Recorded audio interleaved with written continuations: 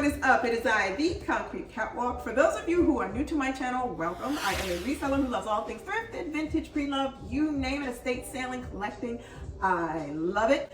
For my catwalkers, welcome back to a new video. Those of you who are newly subscribed, thank you so much. So you guys, I'm going to be talking handbags that are leaving my collection. I'll show you what they are. I'm going to at least show you some of them, tell you why they are leaving. Let's just go. We're going to jump right into it. So the first bag that I am going to be departing with is this Balenciaga A6 Papier Zip Tote. I've had in my wardrobe now about 3 years. It is one that I really have enjoyed carrying, but I have come to the decision that I am going to be letting this bag go. So moving on.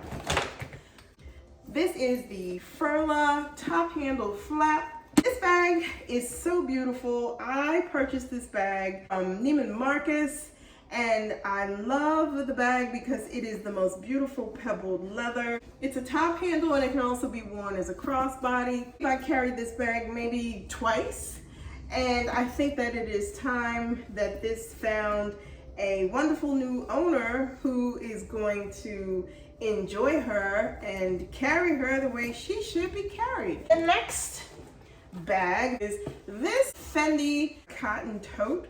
My light colored FFs, as you can see. Inside of the bag is a pouch, all leather pouch where you can keep goodies in it. Plate says Fendi, and then there is also the serial number underneath that plate. I purchased this bag pre-loved, and since I've owned it, there's now a lot of cracking on the piping at the top, but this is a wonderful bag nonetheless. I consider this a small to medium-sized tote. And as much as I've enjoyed carrying this bag over the time that I have owned it, it is time to part ways with it. But let's keep going.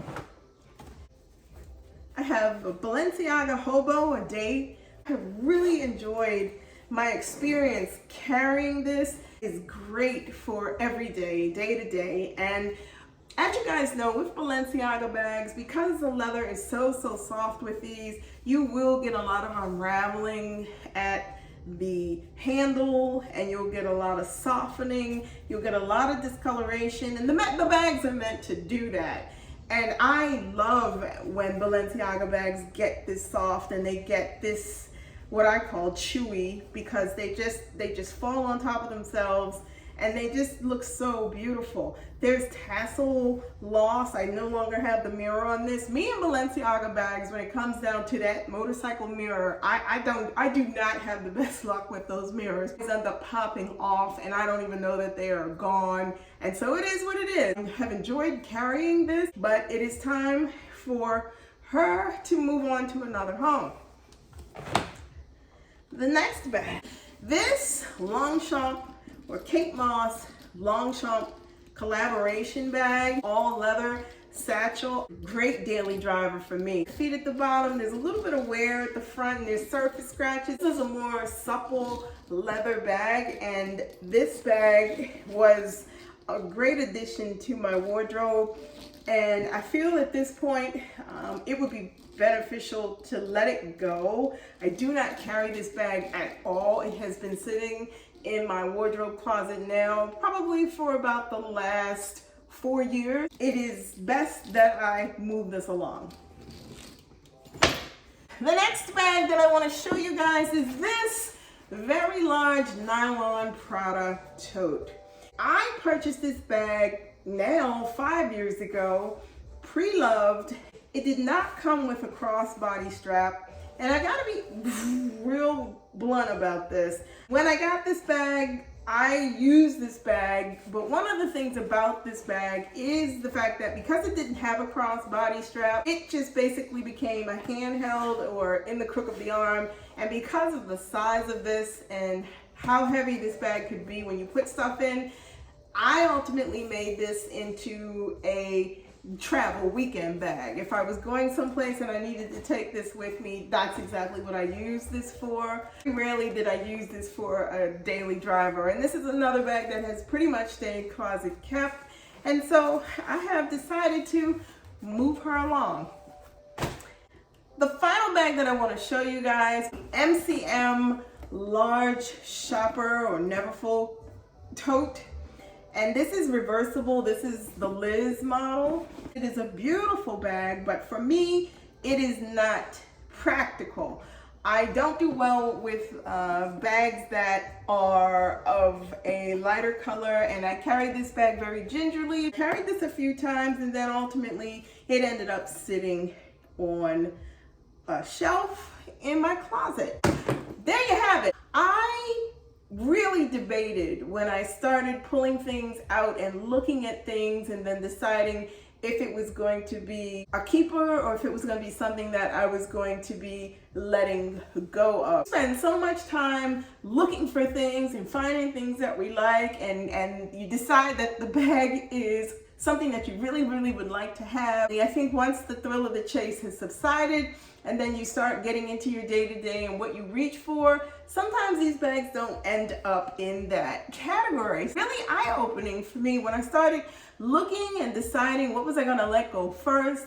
I was like, well, I think I'm gonna just do this in levels. These bags are bags that I really like, but I also came to the rationalization that they are bags that I very rarely carry. But I wanted to say this, you know, you guys, departing with some pieces is really hard because the challenge is, we all know what happens with bags. What goes around comes around, things come back in style, and then it makes you wonder. But I think that part of the process that made it easy for me is the understanding that I am in the process of streamlining the things that I have, specifically the handbags that I own, because I'm noticing that my tastes are falling on certain sides of the fence when it comes to bags. And spacious, roomy bags with a flap or a top handle, or are in a tote form where it's much more flexible in terms of being able to carry it, I think that works a little bit better for me. I noticed that I had an abundance of certain things. I had an abundance of totes. I had an abundance of satchels to carry, and I decided that it was better for me to just look at everything and figure it out, decide what I wanted, and then just get on with the process, because I didn't want to be stuck and I didn't want to be trapped with so many things. I want to make space,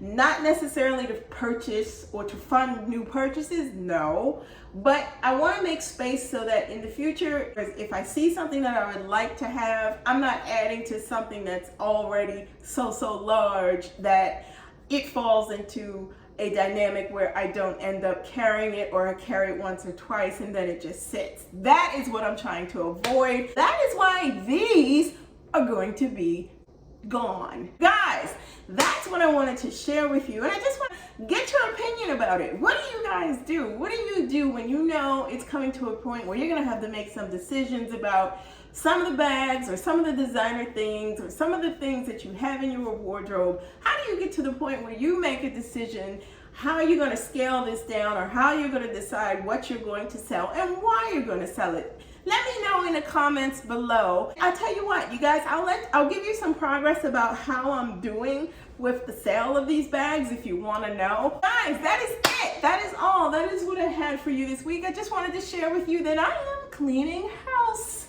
in my wardrobe, and we are scaling down so that we can move forward and potentially make room for something else later on. Thank you guys so much for watching. Tap that bell for notification. If you don't want to miss out on any video that I post, tap the bell for notifications and you will know when I post a new video. Like, comment, and subscribe to my channel. Guys, we are growing and I want to take you along in this journey. Be safe. Thank you all so much for watching, and I will see you all next Sunday. Bye for now.